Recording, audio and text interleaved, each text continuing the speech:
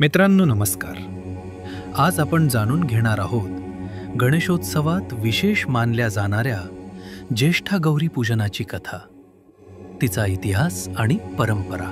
गणेशोत्सव सुरू झाला की घराघरात आनंद आणि भक्तिभावाचं वातावरण पसरतं. पण या आनंद सोहळ्यात फक्त गणपती बाप्पाच येत नाहीत. काही दिवसांनी त्यांच्या सोबत येतात ज्येष्ठा गौरी.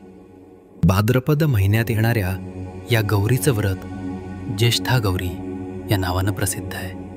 महाराष्ट्रात विशेषतः ग्रामीण भागात ही परंपरा अतिशय श्रद्धेने साजरी केली जाते. गणपतीसोबत येणाऱ्या या गौरींची स्थापना कधी गणेशाच्या पाठीशी तर कधी त्याच्या बहिणी किंवा आई म्हणून केली जाते. काही परंपरात गौरीला लक्ष्मी मानलं जातं तर काही ठिकाणी पार्वती.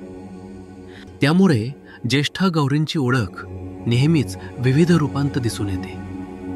ही विविध रूपं का निर्माण झाली?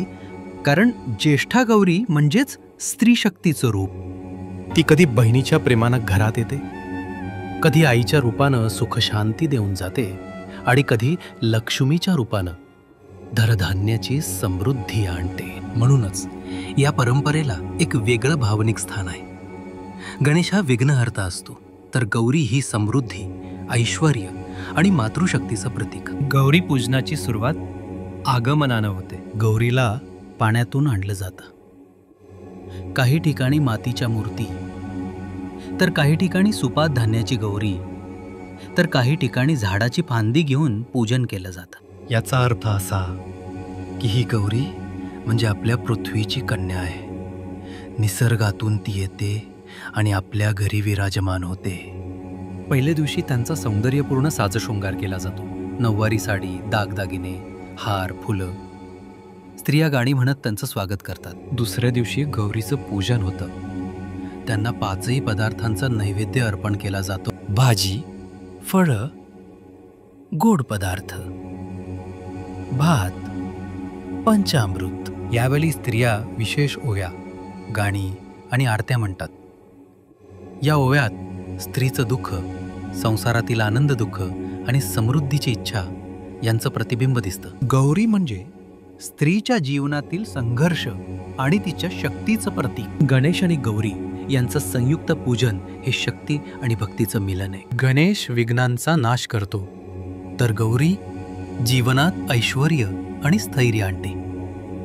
ही परंपरा आपल्याला सांगते की संपन्नता आणि यश हे फक्त प्रयत्नांनीच मिळतात, पण त्यासाठी मातृशक्तीचा आशीर्वाद आवश्यक आहे. तसेच गौरी पूजनातून एक सामाजिक संदेशही मिळतो. स्त्री ही फक्त घर सांभाळणारी नाही, तर ती घरात समृद्धी, ऐश्वर्य आणि समाधान घेऊन येणारी देवी आहे. तिसऱ्या दिवशी गौरीचं विसर्जन केलं जातं. पण तेव्हा घराघरात एकच भावना असते.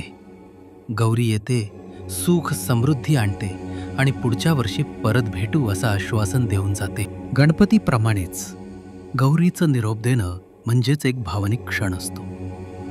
या सोहळ्यात भक्त गातात आणि त्यांच्या मागे नव्या आशा, नव्या आकांक्षा आणि समाधानाची छाप ठेवून त्या निघून जातात.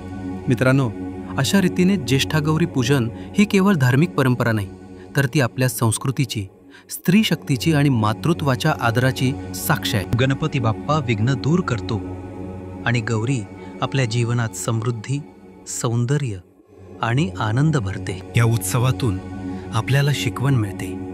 निसर्गाचं पूजन करा, स्त्री शक्तीचा सन्मान करा आणि कुटुंबात प्रेम, ऐक्य आणि समृद्धी नांदू द्या. जर तुम्हाला ही कथा आवडली असेल तर हा व्हिडिओ लाईक करा, चॅनल सबस्क्राईब करा आणि पुढच्या भक्तिमय कथांसाठी आमच्या सोबत राहा.